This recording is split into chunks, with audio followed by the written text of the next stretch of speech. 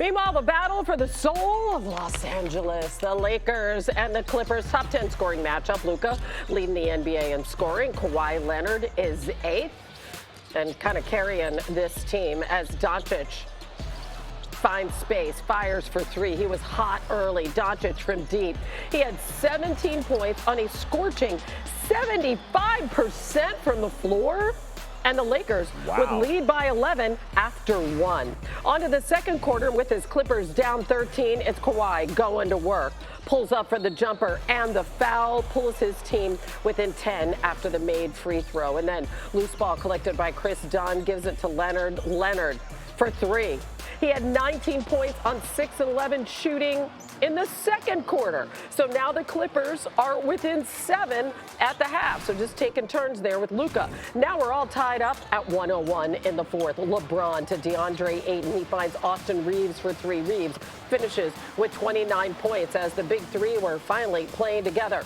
Tied at 109. Clips on the break. Doncic on the steal. Doncic on the break. Gives it up. Gets it back. It's a three-pointer, and the Lakers take the lead 112 to 109. And then this happens shortly after a timeout. Kawhi speaks with his head coach, Ty Lue. He heads to the locker room and does not return, out with ankle soreness. So can the Lakers take advantage? Yes, they can. Doncic gets the inbound, rises up for the jumper and the foul, and the Lakers are up 6 after the free throw. Now down to 10 seconds left. It's a 3-point ball game. James inbounding, but he throws it away. Nicholas Batum gets a chance, but he can't get it to go.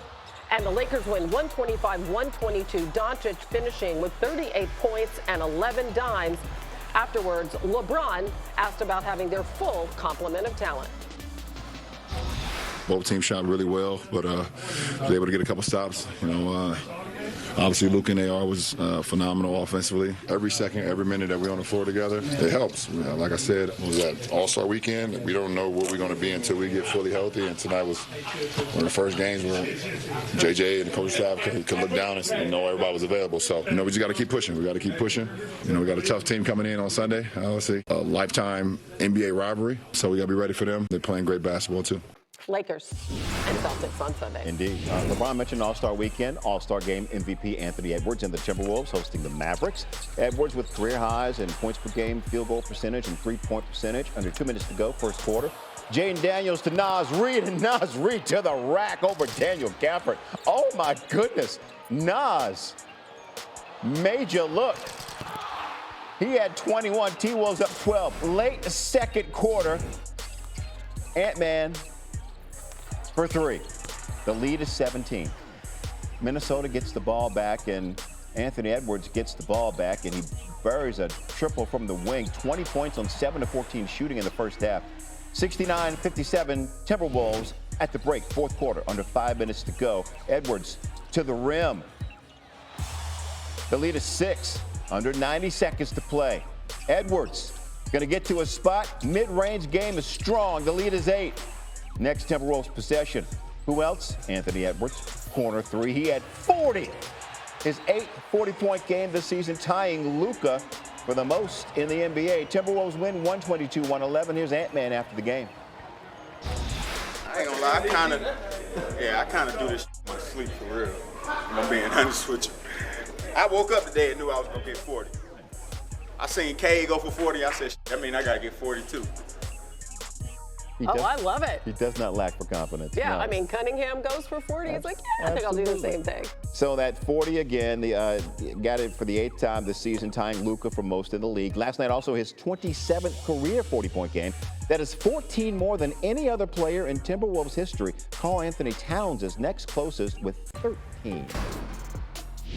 Chet Holmgren and the Thunder hosting the Nets, and with the Thunder leading by a considerable margin, here's Holmgren for 3 at 15 points and 7 rebounds.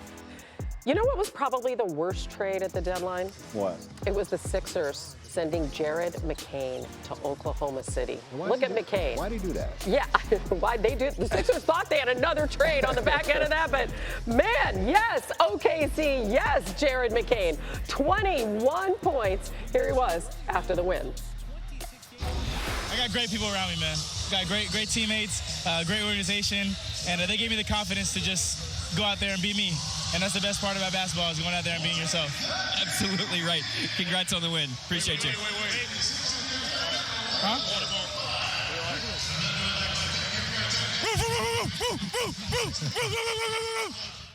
Yeah, there was a lot going on. There was a whole lot going on.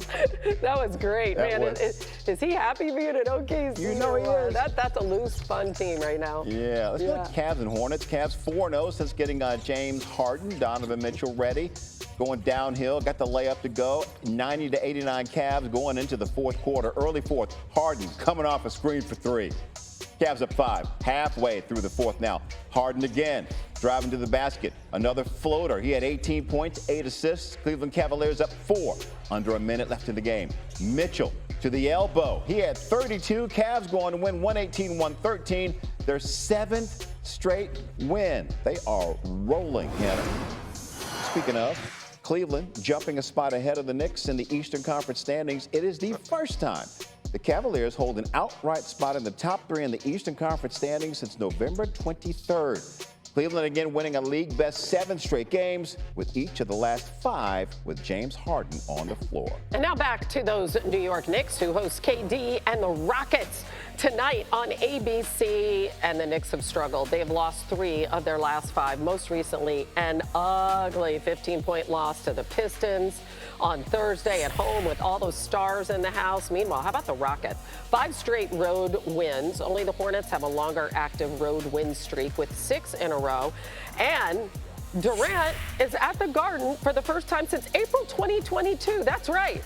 And he's been dominant there in his career, averaging over 31 points a game behind only Will Chamberlain and Michael Jordan, which is pretty cool. I can't believe it's been that long since he's been at the Garden. And the guy who's going to call the game at the Garden tonight for the first time on TV, very cool. Legs is going to be there for this game. So, Tim, let's talk about this expectation for the Knicks this season, that they would make a finals run, they make a coaching change, let's go all the way. Then they fall to 0-3 against Detroit this season and look terrible. What's the state of the Knicks right now? Well, you're right, Hannah. Look, the expectations were finals, and I think the path was cleared a little bit with the injury to Jason Tatum, Tyrese Halliburton going down. So coming into the season, you thought the 2 favorites in Eastern Conference are Cleveland and New York. You knew Detroit was going to be significantly better. Boston has been a surprise. So the Knicks still have all of those things on the table, but right now there's no question about it. What just happened with the Detroit Pistons and these 3 losses by a combined 84 points? There's no doubt, for now, the Knicks are probably relieved they're done with the Pistons for the year. The good news is they're 4-1 against Boston and Cleveland. So the other 2 teams there at the top, they've done very well against. This has been a wild ride for the Knicks. And I think right now, they've got to show that their defense is going to be good enough when the time comes to be able to stand up to the Detroit Pistons. And you do that by taking on a very good Houston team and these other top teams that either come into your building or you get on the road. The tone has to change with what your defensive approach is going to be, because I think that's the weakness for the New York Knicks. That's where they can be attacked, and that is where they've had the hardest time against a team like the Pistons. So you've got to show that you can get back on your feet after getting knocked out the other night for the 3rd time by the Pistons. The Knicks have everything in front of them, but they have to dramatically tighten up their defense against these top teams. Even though they're 21-8 at home this season, let's talk about these Rockets, because they're a very good road team. And they have been playing this season without their point guard, Fred VanVleet. And we've seen KD coming off a monster game coming into this one. How is Houston getting it done offensively? They're different than most teams in this league, Hannah, because they don't rely heavily on the 3-point shot. This is a team that's going to beat you from mid-range, in the paint, at the line, and then they're going to kill you on the glass. Like, their number one feature that this team brings every night is they dominate you on the glass. They get a lot of second-chance opportunities. Very efficient from their top guys. Kevin Durant, Amin Thompson, Alperen Sengun, all 3 of those guys elite in the efficiency in the middle area of the floor.